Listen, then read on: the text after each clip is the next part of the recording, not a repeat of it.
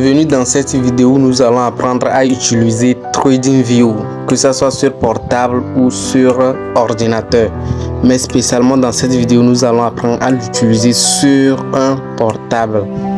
Ok, si vous venez de découvrir la chaîne, nous vous invitons à aimer la vidéo, partager et rester jusqu'à la fin pour mieux comprendre et commencer à utiliser TradingView facilement sur votre portable, où que vous soyez. Donc déjà nous sommes dans TradingView, attendant que ça vient, ça se télécharge, ça s'initialise. Ok, donc d'abord vous allez aller sur Play Store, vous tapez TradingView, vous allez voir l'application, vous allez créer. Et après la création, c'est juste, on va vous demander nom, prénom, email, vous mettez. Donc une fois que vous finissez, quand vous vous connectez, vous allez voir les actifs, et que ce soit l'euro, dollar, tout ce que vous voulez, vous allez retrouver le graphique comme vous le voyez ici. Maintenant avec ce graphique, c'est-à-dire vous choisissez ce que vous voulez. Ici c'est BTC USDT et ici je suis sur BTC USDT. Ok, alors voilà le graphique de BTC USDT qui s'affiche sur l'écran. Maintenant, comment on peut manipuler, comment on peut utiliser pour tracer, comment trouver les outils. Si vous regardez, vous allez voir qu'en bas du graphique, par exemple, ce que vous voyez sur le graphique, une ligne noire, en bas aussi, il y a, en fait, ce sont des indicateurs, on peut toutefois les supprimer pour que ça soit plus clair. Ok, donc une fois que vous êtes sur TradingView, quand vous cliquez au niveau, vous allez regarder en bas à gauche, il y a le BIC. Quand vous cliquez sur le BIC, vous allez voir les outils. C'est ça qui va vous permettre, quand vous voyez les premiers outils là, il y a étoile, étoile, étoile, ce qui veut dire que je les ai mis en favori. Donc c'est ce que j'utilise chaque jour, j'utilise ça quotidiennement. Donc j'ai mis ça en favori. Ok, voilà, donc vous pouvez laisser vous regarder. Il y en a, par exemple, si vous venez pattern range, vous venez, vous voyez comment ça se présente. Donc c'est-à-dire, si vous voulez essayer de prédire le prix en essayant de dessiner les bougies, c'est possible.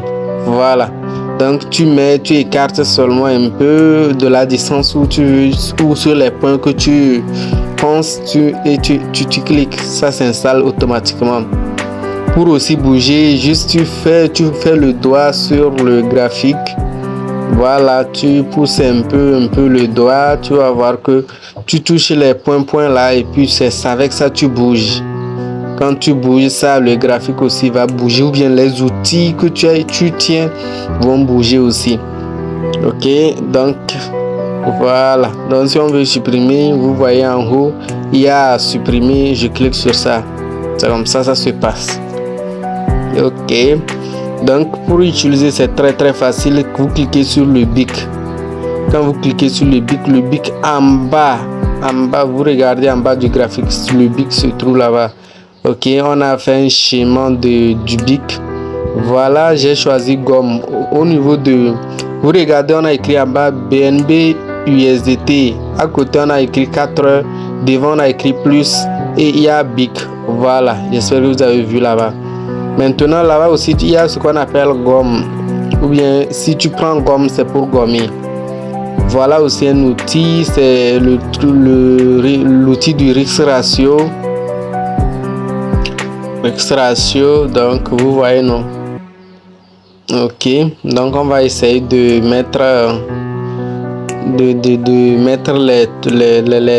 les outils là. Vous allez voir, si on met l'outil du risk ratio, on vient ici, on va chercher position short. Voilà, on clique, c'est-à-dire si vous voulez prendre position à la baisse, vous cliquez là-bas, vous cherchez l'outil, vous venez et vous cliquez là où exactement vous voulez que ça s'arrête.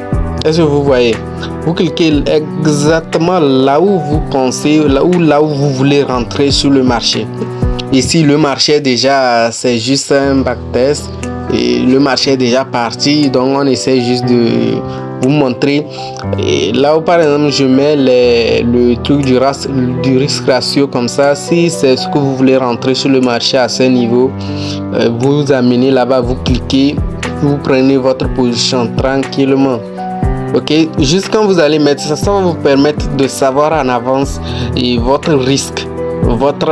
la partie rouge, c'est le stop loss, c'est la partie du stop loss. Donc quand vous faites comme ça, ça va vous permettre de savoir si je prends la position ici, je vais perdre combien. La partie verte, c'est le profit. C'est dans votre sens, c'est-à-dire quand ça va dans votre sens, ce qui veut dire que le graphique va évoluer vers la partie verte. Et déjà, vous savez déjà le pourcentage que vous pouvez perdre ou vous pouvez gagner. Ça va vous permettre de bien faire la gestion de votre capital. À savoir toujours qu'en trading, il faut bien gérer son capital. Ou bien tu ne vas rien, tu ne vas même pas arriver quelque part. Le marché va te faire sortir très tôt. Ok, donc vous voyez le graphique, non? Et pour bouger le graphique, il suffit de glisser les doigts sur l'écran. Vous glissez les doigts sur l'écran. Si vous voulez compresser, vous pincez 2 doigts sur l'écran. Vous voulez agrandir, vous zoomez avec 2 doigts. Vous mettez vos 2 doigts sur l'écran. Vous élargissez, vous essayez d'élargir. Vous allez voir que ça se zoome, ça augmente. Si vous pressez aussi, ça va se presser, ça va devenir un peu plus serré. Ok, voilà. C'est ça. Maintenant, c'est ça les droits de tendance. C'est juste un exemple. Sinon, il n'y a vraiment rien. Aucun niveau qui va demander une droit de tendance sur ces points. Mais juste, j'essaie de vous montrer que quand tu cliques sur l'outil, toujours au niveau du bic là. Quand vous cliquez là-bas, vous allez voir que vous aurez les outils. Et là, vous regardez, vous cherchez ce que vous voulez. Et moi, je vous conseille de mettre ça en favori. Si vous mettez ça en favori, ça va s'afficher en haut de votre écran. Donc, si vous voyez chez moi déjà en haut de l'écran, vous allez voir qu'il y a les outils là. Ok, si je prends aussi rectangle, bon, c'est toujours peut-être pour mettre une zone de résistance ou une zone de support. Ok, donc je vais essayer de mettre une zone de résistance là-bas. Bon, c'est pas trop analysé, mais déjà pratiquement je crois que c'est une zone, elle est propre déjà. Et pourquoi pas une droite? Parce que les gens font l'erreur de considérer comme le trading comme une science exacte. C'est-à-dire s'il dit que ça va venir à tel prix, point, il faut que ça arrive là-bas. Non. Donc il faut toujours considérer juste les zones. Considérer la zone, c'est-à-dire que ça ne soit pas une ligne fine, mais que ça soit toute une zone que vous considérez comme votre résistance ou bien comme votre support. Ok, voilà, donc c'est comme ça s'utilise. Et si vous voulez réinitialiser, le graphique est saturé, vous voulez réinitialiser le graphique, vous cliquez au niveau des prix. Vous allez voir, il y a l'échelle. Si vous regardez là où vous allez voir devant le graphique les prix, c'est-à-dire quand le graphique monte, vous voyez que le prix monte et le prix là, la valeur qui se trouve devant, vous allez voir là, vous cliquez au niveau des valeurs là. Quand vous cliquez là-bas, voilà, s'il y aura des écritures qui vont sortir, on va vous demander reset graphique. Ok, si c'est en français, on va vous demander réinitialiser le graphique. Là, vous réinitialisez le graphique. Ok, alors il y a aussi une autre partie là où on a écrit plus à côté du bic en bas, on a écrit, et quand vous cliquez sur plus là, ce que vous voulez ajouter quelque chose à l'indicateur et au graphique, et ce que nous allons d'habitude ajouter, ce sont des indicateurs. Donc quand vous cliquez là-bas, vous cliquez sur plus et vous rentrez. Quand vous cliquez sur plus, déjà vous allez rentrer, là on va vous demander de mettre le nom de l'indicateur que vous cherchez. Et là, vous mettez le nom de l'indicateur que vous cherchez et il va s'afficher sur le graphique. Donc, nous allons cliquer, voilà l'indicateur. Nous allons ajouter, par exemple, Moving Average Exponential ou bien stochastique. On va essayer d'ajouter quand même quelques. Voilà, nous avons ajouté stochastique. Voilà, ça c'est stochastique. Voilà, donc ça dépend des indicateurs que vous voulez utiliser. Donc c'est ça que vous allez ajouter sur l'écran et les indicateurs vont vous permettre de confirmer peut-être vos prises de position. C'est ce que je disais, quand tu cliques au niveau des prix, et tu pourras maintenant cliquer sur reset et réinitialiser le graphique et tu vas réinitialiser ton graphique si c'est saturé ou si ça s'est déformé.